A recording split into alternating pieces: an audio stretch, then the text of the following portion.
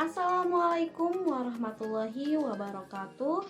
Saya Denisa Oktaviani Nur Rahmawati, NIM 1907646, mahasiswa Pendidikan Sosiologi 2019A, Fakultas Ilmu Pengetahuan Sosial, Universitas Pendidikan Indonesia. Di video kali ini saya akan membahas mengenai model komunikasi efektif menurut Lasswell.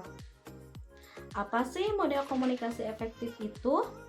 Dan bagaimana sih model komunikasi menurut Lasswell? Yuk mari kita simak video ini bersama-sama. Komunikasi efektif. Cukup sering ya kita mendengar istilah tersebut. Sebenarnya, apa sih yang membedakan komunikasi efektif dengan komunikasi biasa? Ternyata, komunikasi efektif merupakan komunikasi dua arah atau lebih, di mana dapat menghasilkan sebuah kesepahaman antara pengirim pesan dan penerima pesan atau informasi. Jadi, di dalam komunikasi efektif ini tidak hanya penyampaian pesan saja, tetapi terjadi kesepakatan dalam memaknai pesan di antara pengirim pesan dan penerima pesan. Komunikasi efektif ini ternyata tidak hanya mencakup cara kita memilih kata-kata verbal saja. Komunikasi efektif juga berarti kita terampil menggunakan komunikasi secara non-verbal, kemampuan memahami emosi kita ataupun orang lain, keahlian dalam mendengarkan dengan melibatkan diri, berbicara dengan tegas, dan sebagainya. Wah, luas sekali ya. Selanjutnya, beberapa ahli telah mengenalkan berbagai macam model komunikasi sebagai upaya untuk menggambarkan dan menjelaskan proses komunikasi. Yaitu diantaranya ada pertama, model komunikasi Aristoteles. Yang kedua, ada model komunikasi Lasswell. Yang ketiga, ada model komunikasi Sena dan Weber. Yang keempat, ada model komunikasi dari Berlow.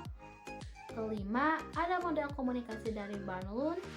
Dan yang terakhir, yang keenam, ada model komunikasi dari Sharp. Di sini saya akan lebih menjelaskan kepada model komunikasi dari Lasswell. Salah satu tokoh penting dalam sejarah awal ilmu komunikasi di Amerika Serikat yaitu adalah Harold Dwyer Lasswell. Harold Dwyer Lasswell lahir pada 13 Februari 1902 dan meninggal pada 8 Desember 1978 pada umur ke-76 tahun.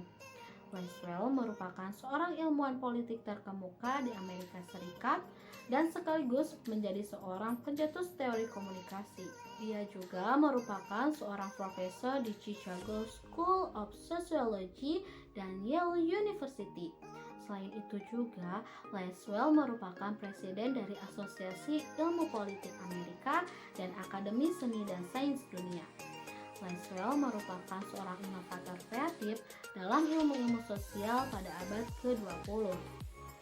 Dalam sebuah artikel klasik yang ditulisnya pada tahun 1948 yang berjudul The Structure and Function of Communication in Society, Lasswell menyajikan suatu model komunikasi yang berbentuk sederhana.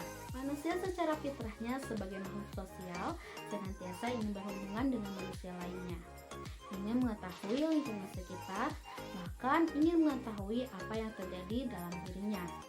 Rasa ingin tahu ini memaksa manusia untuk terus berkomunikasi. Menurut Lasswell, seorang peletak dasar ilmu komunikasi menyebutkan ada 3 fungsi dasar mengapa manusia perlu berkomunikasi. Yang pertama, hasrat manusia untuk mengontrol lingkungannya. Yang kedua, ada upaya manusia untuk dapat beradaptasi dengan lingkungannya.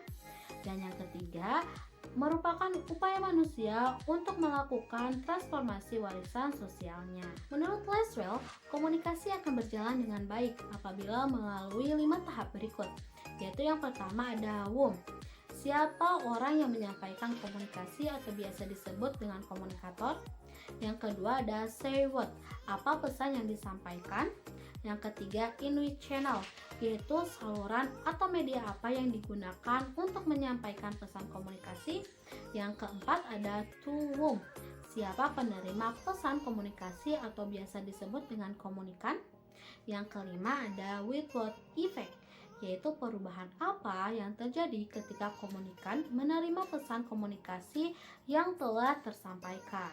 Model komunikasi klasik Laswell ini menunjukkan bahwa pengirim pesan atau komunikator pasti mempunyai suatu keinginan untuk mempengaruhi pihak penerima atau komunikan.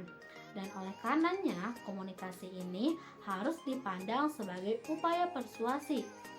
Setiap upaya penyampaian pesan dianggap akan menghasilkan suatu akibat, baik akibat yang positif ataupun akibat yang negatif.